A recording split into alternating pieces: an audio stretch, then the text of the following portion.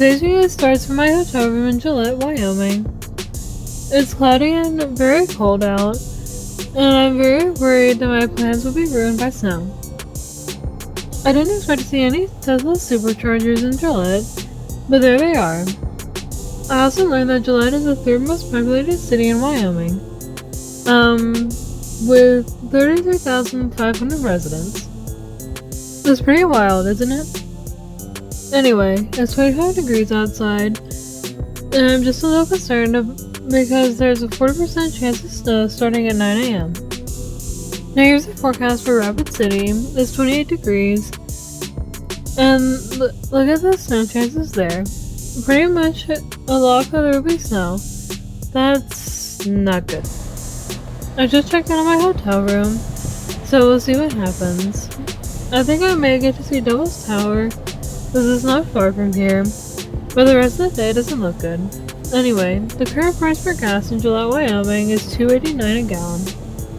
But first, I'm starting to see one of the roadside attractions that's just a couple of blocks from the hotel. This is at one of the small office buildings, and this is a sculpture of the famous rock, paper, scissors game. It's not a very big sculpture, so it's best to get the coordinates from Google Maps and get the correct directions to see this. Rock, paper, scissors is part of the Gillette Avenues of Art, a citywide program worked with local artists to create sculptures throughout Gillette. The sculpture was created in 2011 by Warren Collar and Kevin Box. What's interesting is the newspaper offices were here at one time, representing paper. The Rockpile Museum is not far from here, representing rock. I wonder what represents scissors near here. Maybe the nearby hospital where they do surgeries? Okay, that was a pretty bad joke. Hey guys, Emily, welcome everyone!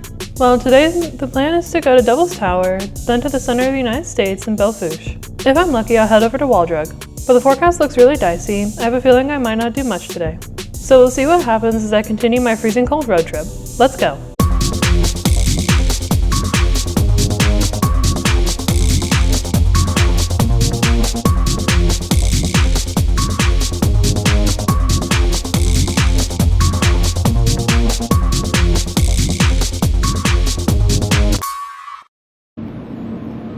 When I said earlier that Devil's Tower is not far from Gillette, it's actually about an hour away.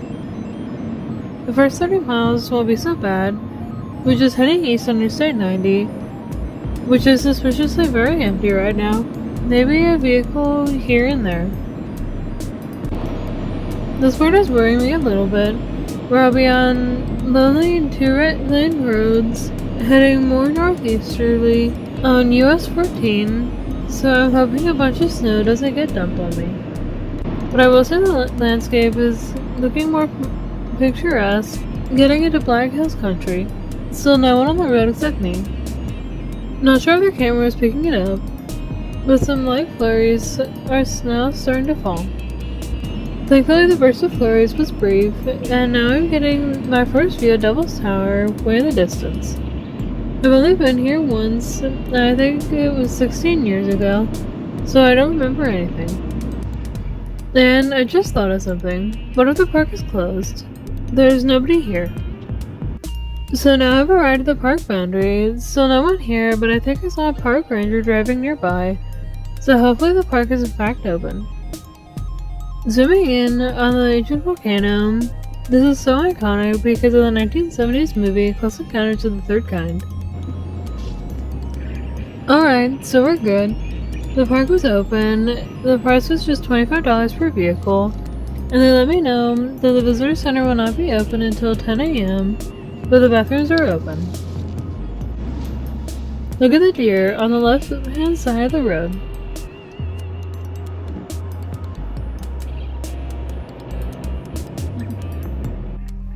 It was just a short drive to the parking area in front of Devil's Tower. This is an awesome fun pick opportunity right here. Even overcast, this is an amazing picture. And there's only maybe a couple of cars in the parking lot. My car, a blue van, and a white truck, so about 3 other people here. It would be packed here during the summer. The visitor center for right now is closed, but we'll do a little hiking around the old volcano, maybe not go all the way around.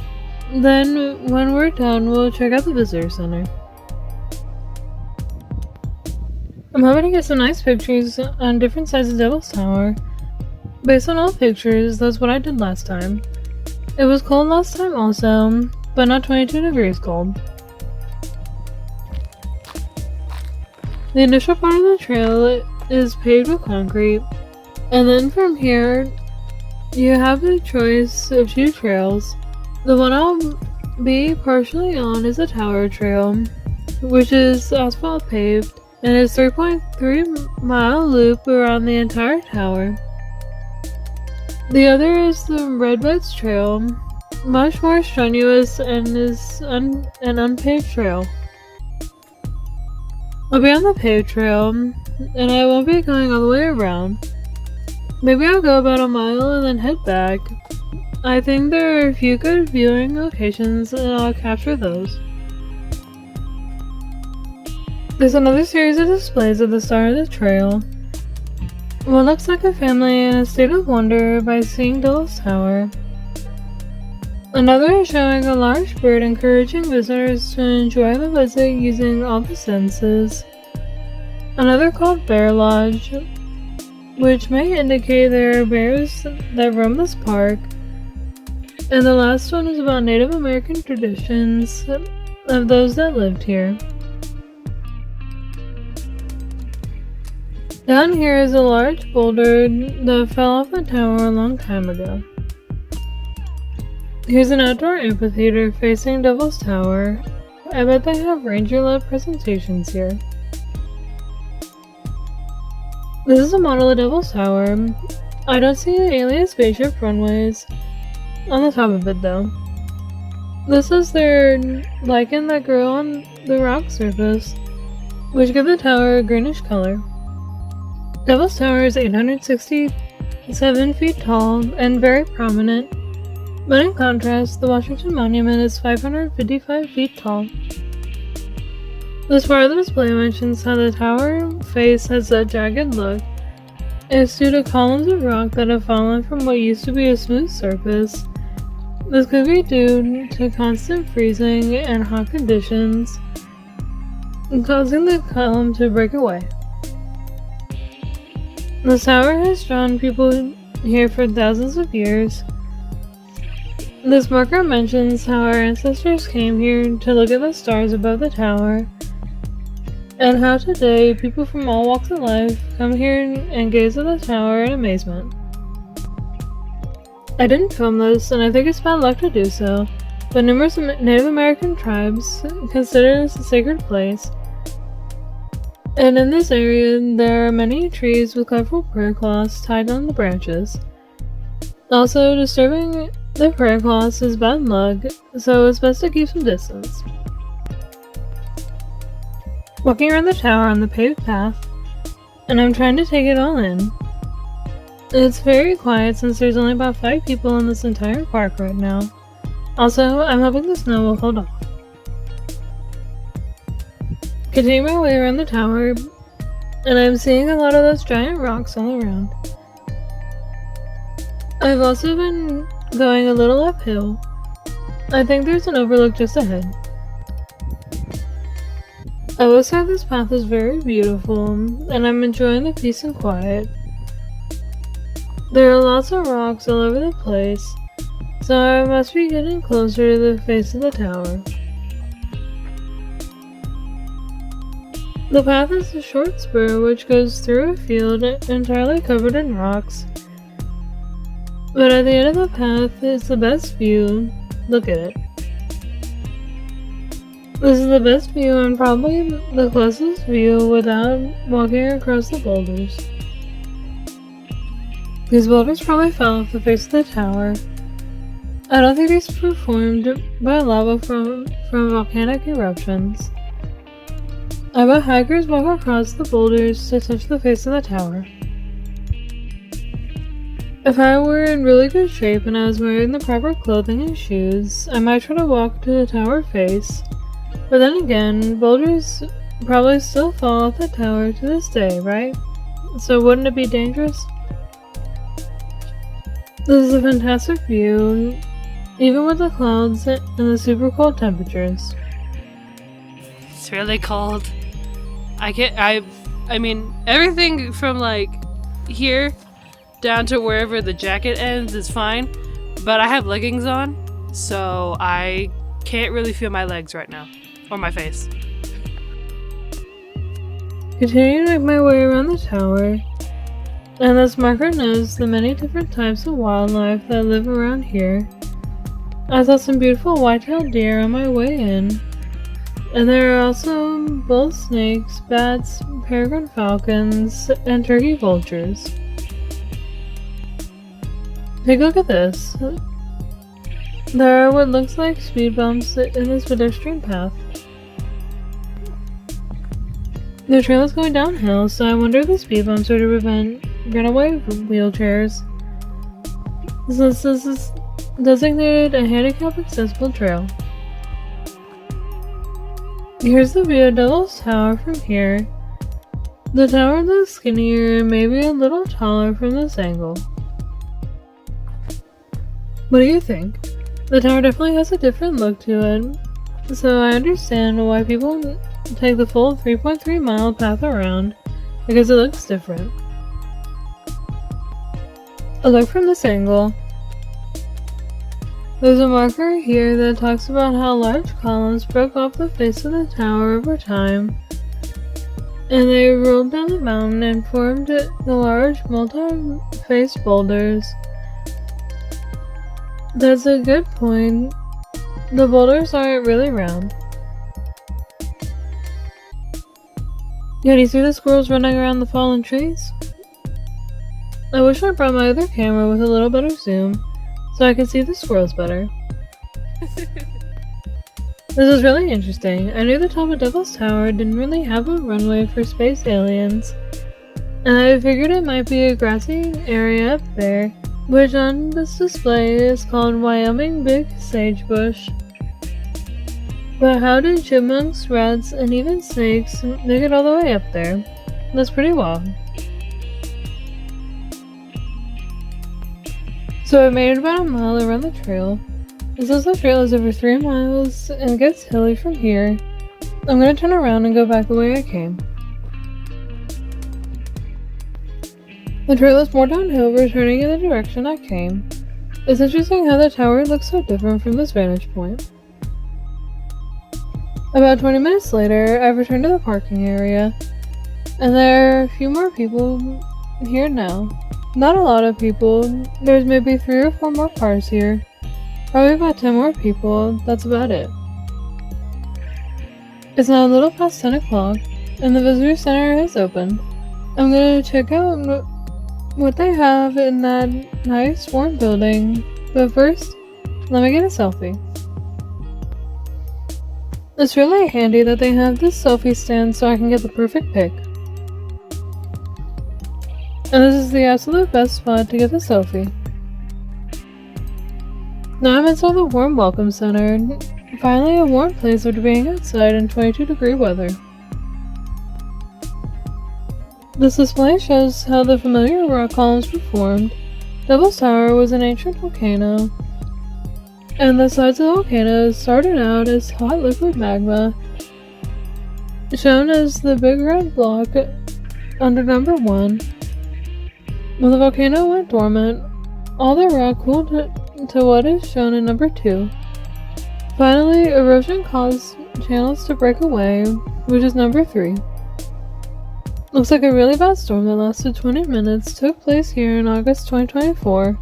Sustained 70-mile-an-hour winds, 130-mile-an-hour gusts, very large hail, and lots of rain. There's a really nice gift shop here. They have lots of Devil's Tower merch here, and they also have some food and other supplies for hiking. Some beautiful poster-sized photos of Devil's Tower, so many kinds of ornaments, patches, and tote bags. They also have drinking cups and glasses, shot glasses, a great variety of coffee mugs, and tumblers, all with Devil's Tower decoration. Lots of stickers and many books not only on Douglas Tower, but also for hiking, camping, and flower spotting. There are so many styles of sweatshirts, perfect for today, rain ponchos, and stargazing. Also a great supply of t-shirts, but please read the note and don't unroll them. There are lots of magnets for Devil's Tower, and also some with a smiling space alien, obviously for the Close Encounters tie-in. The ranger working at the Welcome Center is very nice also. We did get some merch, and we were very grateful for being in the heat for a few minutes, but now we have to leave. I almost forgot to stop here, but on the road that leads to Devil's Tower are fields on both sides of the road with lots of holes, and those holes were dug by prairie dogs. It looks like some of the creatures are eating. Not too many of them, probably because it's cold, but there are a few out here.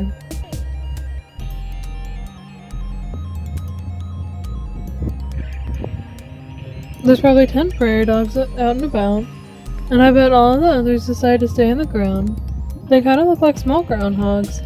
I wonder if they're in the same family.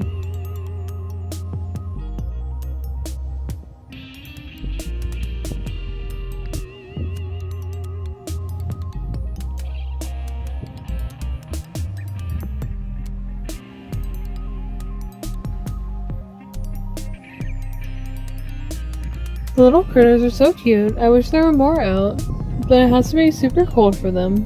It's super cold for me, and I'm wearing heavy clothes.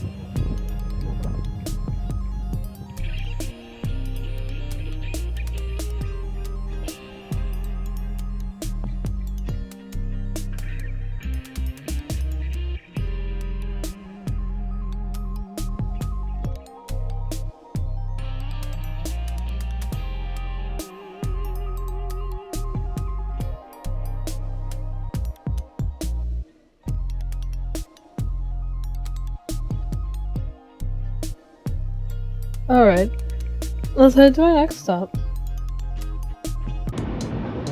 Now heading east on Highway 24, and I'm amazed that no snow fell at all while I was there.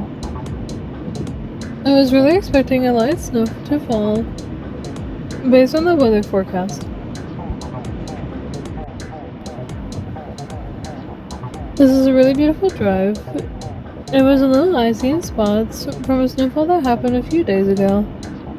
But other than that, it's mostly empty of cars. I'm now at the state line, looking at the Welcome to Wyoming sign, looking at where I just came from, so that means I'm about to enter a new state. South Dakota. This will be my third state in my freezing cold road trip, and on that sign is the iconic Mount Rushmore, which I'll visit tomorrow. South Dakota is another state that is large in land area, but small in population. Just 920,000 people live here. I'm definitely looking forward to seeing Mount Rushmore tomorrow since I've never been there. But I still have lots to see today, so let's continue on my first stop in what was called the Sunshine State.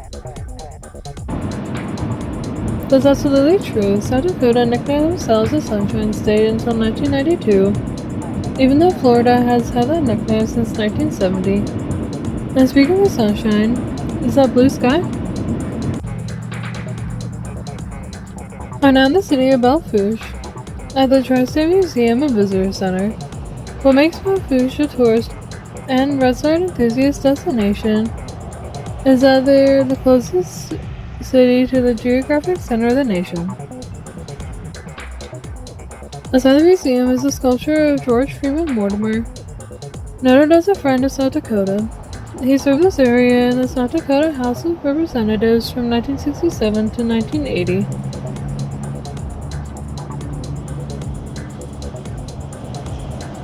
Over here is a marker about Belle Fourche. After Alaska and Hawaii became U.S. states in 1959, the U.S. Coast and Geodetic Survey determined a point 20 miles north of here is the new center of the United States. There's also a marker here for the Great Western Cattle Trail, which went through here in the last half of the 19th century and went from Matamoros, Mexico to Saskatchewan in Canada. This began the cattle industry through the upper Midwest. Belle Fourche was a town created by the trail and was incorporated in 1889. Between the museum building and the Belle Fourche River are sidewalks lined with all 50 U.S. state flags, and they lead to a monument.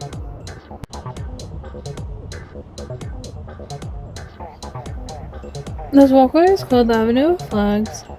It's really breezy out, and all the flags are really whipping around. It looks like they're ordered from the newest states to the oldest ones.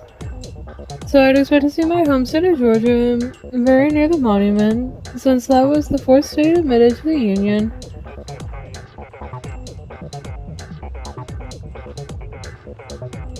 Here's South Dakota, and here's their state flag, right here. And here's the monument. It looks like a compass with the United States in the middle. And there's a medallion over this part of South Dakota. It shows that Belle Fourche, South Dakota is the geographic center of the nation. Note this is not an official pin because this isn't the precise center of the US. I'll get to that later. The monument is 21 feet across and made with South Dakota granite. This monument is open all the time, which is really nice. Even Christmas Day, you can get your fun pic with the monument.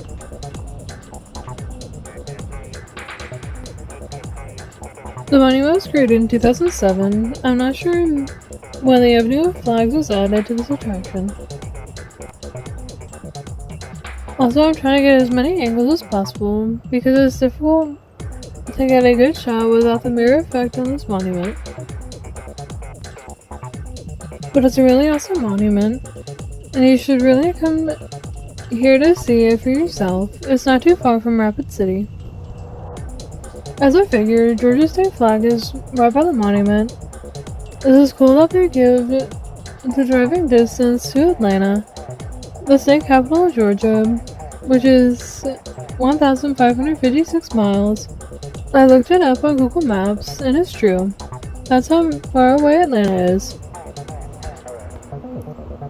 If your travel's taking you to Rapid City, Deadwood, Sturgis, or Devil's Tower, where I just was, come to Belle Fourche and see this monument. If you want to see the precise center of the country, it's 20 miles north of here.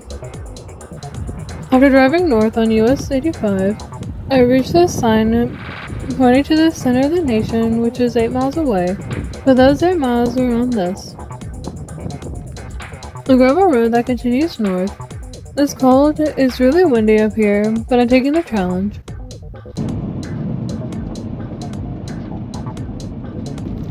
Welcome to old US 85, and I'm driving through grassland that goes on and on and on.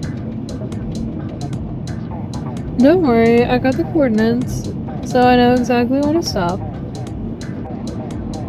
There are a couple of small hills, but otherwise it's flat and grass everywhere. I'm almost there. I've pulled over, and that's the direction where I came from. Look at the grass. You can see how windy it is. I've reached the actual center of the nation. The middle of the nation is in the middle of nowhere.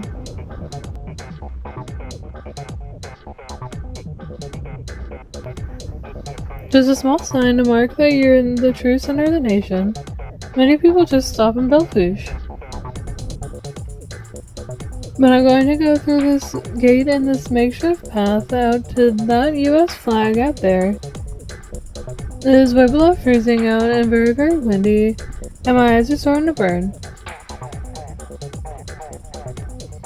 And I wear glasses, so I can imagine if you don't, your eyes will really sting. Anyway, this flag marks the precise center of the country. Here it is, nothing fancy, just this US flag. And then panning down, the flag is placed on a small concrete base with 1959 etched into it. Next to the 1959 is the official USGS pin, where the exact center is. Normally I might say, how cool is this? But with the current weather conditions, I'll ask, how cold is this?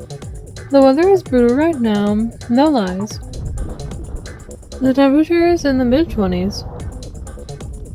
You see, not only is the flag completely outstretched, but the pole is really swaying as well. The wind has to be about 25 to 30 miles per hour. There's also some corn stalks down by the concrete base, so I guess noting South Dakota's role in the corn and ethanol industries. Would you drive all the way out here to see this? With near zero wind chills? I've watched the gate and I'm about ready to head out. That was more of a challenge than I thought. I didn't expect all this wind.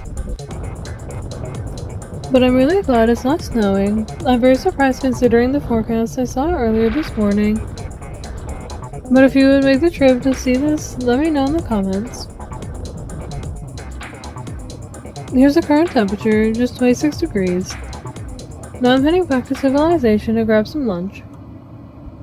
Okay, so I ate lunch about 100 or so miles from the true center of the US, and actually I've made it east of Rapid City, and I'm starting to see some icing on the highway. It does feel a little slippery driving on this, and also the traffic is very, very light, so I'm hoping I didn't make a mistake driving on this. Getting a little icier, you see the stripe of ice in the center of this lane. Now I'm getting worried. Especially going around a curve, you have to be very careful not to overcorrect, which will cause a spin out. So anyway, I'm heading toward Waldrug. It's been a very long time since I've been here. I don't even remember how old I was, but I do remember the animatronic dinosaur that growls every once in a while. Lots of Waldrug billboards, some very large and others are very small. My exit is just up here, and I'm so glad I made it with the icy conditions on part of Interstate 90. I don't think it's going to be very busy today. The weather conditions are not that great, but I did check and they are open. And I've made it to Waldrug. As expected, it's not too busy. The super huge drugstore first opened as a regular sized drugstore in 1931. But the drugstore has gotten much bigger in the 90 plus years since it opened. In addition to a pharmacy, it has a gigantic cafe, some quick service restaurants, a chapel, a jewelry store, a large art gallery, and much more. They also have plenty of restrooms and this Zoltar that'll steal your dollar bills. They have a chapel where you can sit in prayer or quiet reflection. Let's see what it looks like inside.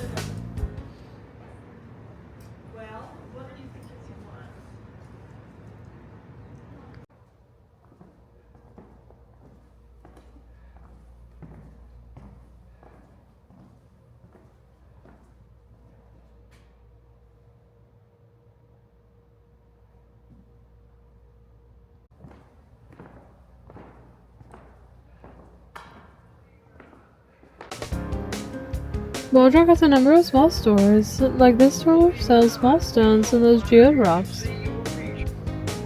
This is not a normal day here. It is nearly empty inside today. I'm just glad it's open. Here's a leather store. Maybe they have that famous rich Corinthian leather? And there's a fun pic with her. They have a bookstore featuring books about this area. And there's the jewelry store. They have everything here. This little bookstore is called Hole in the Wall. Ah, I get it. wallets, and wall drug. Lots of unpick opportunities with all these wooden men and women. This way features more large stores and a giant cafe which seats about 550 people. I think it's this way to the giant jackrabbit. I have a picture of myself sitting on it when I was here last. There it is, but it's behind a locked gate. Looks like the back half of the property is closed. Next to the jackrabbit is the free water, which they pulled from an underground well, and it's pretty tasty. But that also is closed.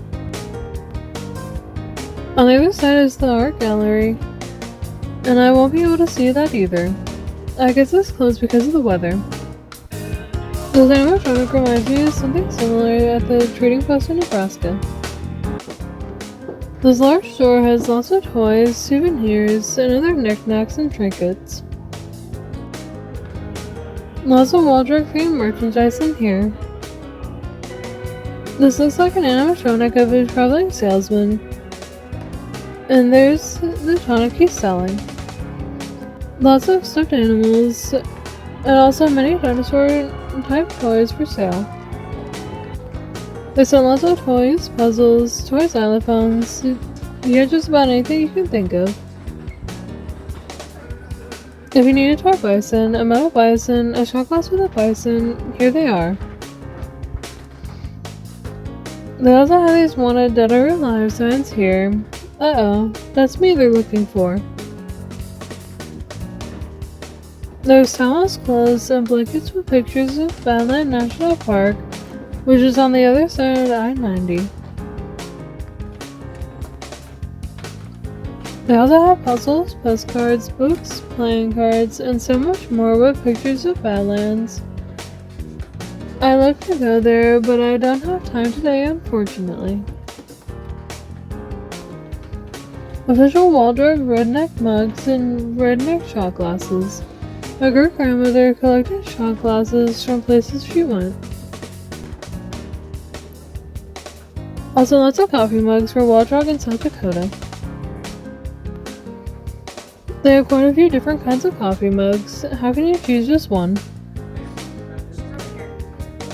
Here's a mug advertising their favorite 5-cent coffee, which I hear is good.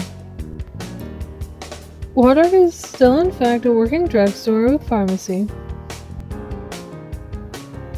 It's actually vital to people living within a 100-mile radius of here. This is the only drugstore around, so it's not just a tourist trap. This is a soda fountain common in drugstores from the early to mid 20th century. It's decorated for Christmas, but down there I think you can get other quick food items. How about some huckleberry jelly, taffy, and cookies? They have lots of hats for Wyoming and South Dakota too. Of course, they sell different flavors of fudge. I bet it's good. This is a combination of apothecary museum and working pharmacy. Unfortunately, this is closed. This would be kinda interesting to see. Even with a lot of the complex closed, it's still worth it to take a look. This is a massive tourist destination. It reminds me of what south of the border in South Carolina should be like. On my way out, I stumbled upon this giant jackalope. This thing is huge! This giant wooden jackalope looks like you can go inside it, and there's multiple levels. It has to be about 30 feet or so. The business also has a number of smaller wood carved creatures. The sign of the giant jackrabbit says Doll's Chainsaw Art, which is a business owned and operated by Jarrett and Jordan Dahl. And as luck would have it, I'll be seeing more of their chainsaw art tomorrow. But for now, it's almost sunset. Now heading back westbound, my hotel is in Rapid City, where I'll stay tonight and tomorrow night.